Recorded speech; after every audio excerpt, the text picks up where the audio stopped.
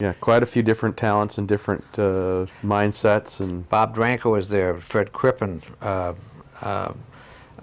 Sam Kleberger.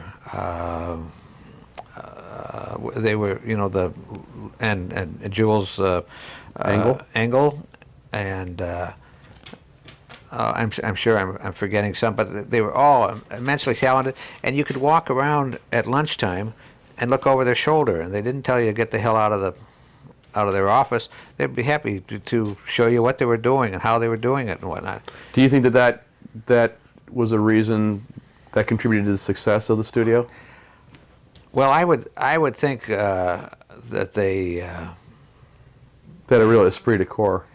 yeah. Well, everybody, a lot of people, which I didn't know at the time. I really when I got the call, I knew that they made Magoo, but I didn't know that much about it. Wow. They were filled with ex-Disney people, and Was Bob Gibbons there at that point? no, he wasn't. Okay. No. I'm sure I would have known if he was.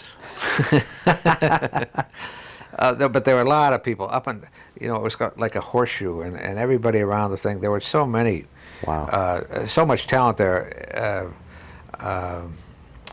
that it's amazing. And then they had an annex, which was the little motel next door, and there were people over there, and every day was a kind of a revelation. And as I say, I didn't know exactly what was going on. I was just happy to be part of it.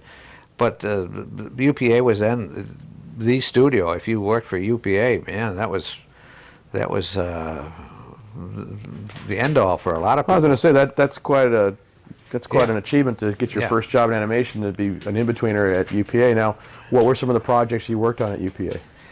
I worked on the theatrical Magoos.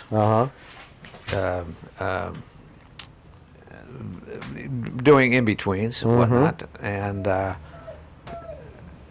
I'm trying to think some of the other. And then I worked on the Magoos, and then there was a kind of a fallow area where nothing was kind of going on. Then they got the go-ahead for the Magoo's Arabian Nights, and Dick Shaw was part of the team, and he wanted me to help storyboard it. So I went from in-betweener to storyboarder. Wow.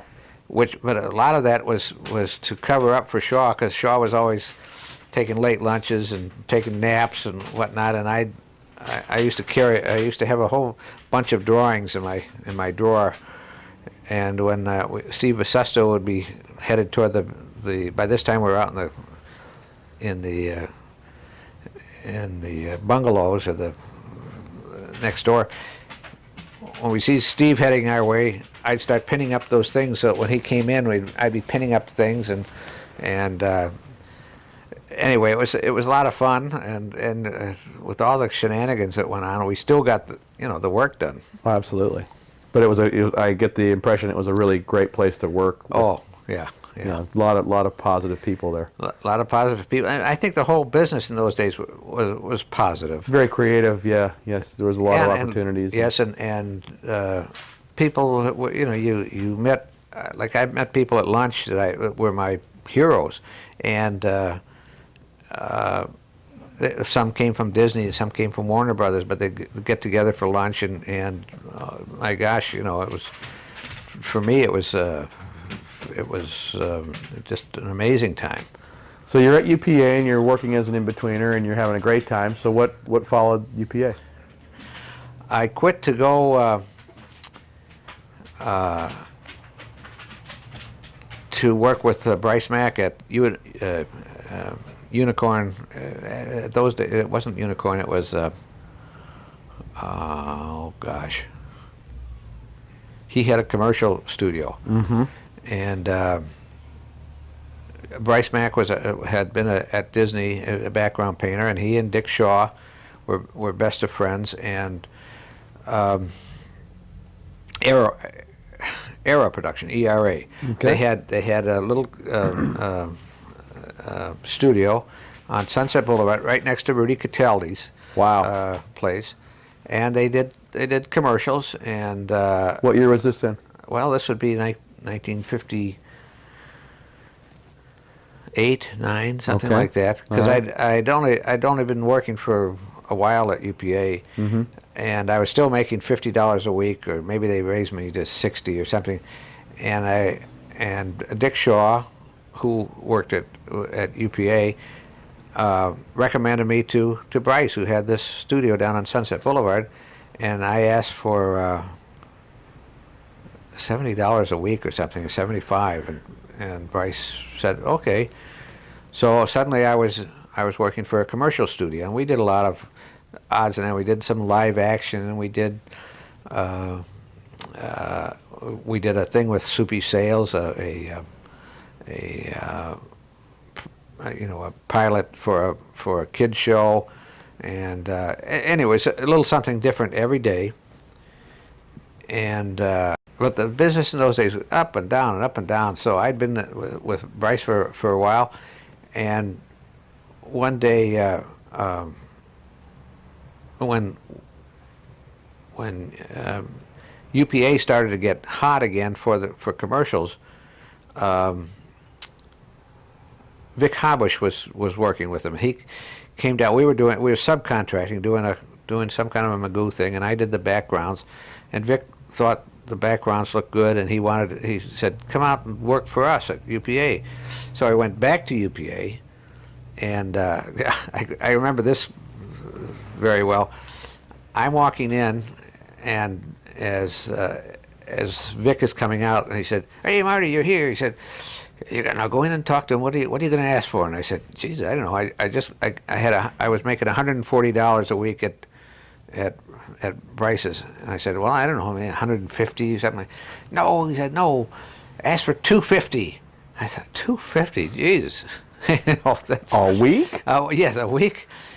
And so I went in and talked to.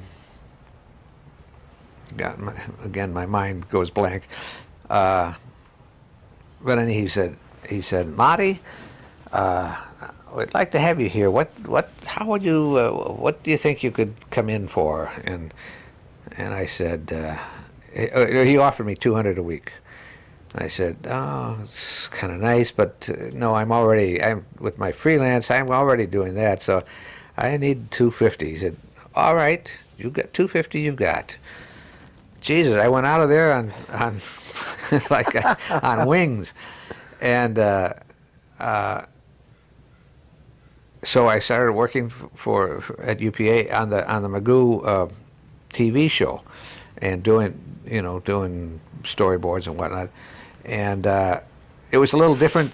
It was a little different situation. I mean, it wasn't nearly as creative, and it was more of a grind. As More all confining, things, yes, of course. The as television. all things were going. But, restrictions of television, right? But the 250 was more money than I'd ever seen It in my eased life. your artistic pain. It eased my artistic pain, and I